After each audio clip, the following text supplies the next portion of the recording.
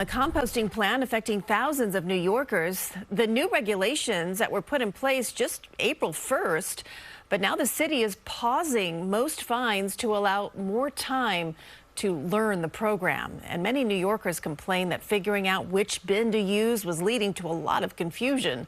Lori Bordonaro sorts through it all. Jordan Rossman has a compost bin outside his Astoria building, but has yet to get on board with sorting his scraps. I don't have room in my kitchen for multiple garbage cans and time to sort through garbage. Who does that? Sanitation officials say they collected a record 3.8 million pounds of compost last week.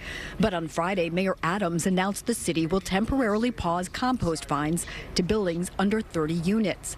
The reversal just over 2 weeks after enforcement began. Councilmember Shahana Hanif introduced the mandatory composting bill. To suddenly pause without outlining what are the next steps here, it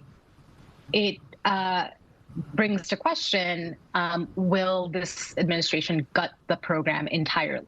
In a statement, a spokesperson for Mayor Adams' office says in part, make no mistake, composting continues to be mandatory in New York City. Mayor Adams has led by example on this issue and compost daily. The mayor's office says it will be conducting additional outreach to educate New Yorkers on how to properly use these bins. New York City Council member Sean Abreu is the chairman of the Committee on Sanitation. The reason that he's giving is that members of the public are confused. They're confused because you did not give us the resources. Do you feel like it's been a confusing process so far? It has to a point, yes. The New York City Department of Sanitation says they've issued a little over 3,500 citations since April 1st. Victoria Augustine has been composting since long before then and says she's glad her neighbors are catching on. There were only maybe 4 places on this whole street, and now everybody's doing it. In Astoria, Lori Bordonaro, CBS News, New York.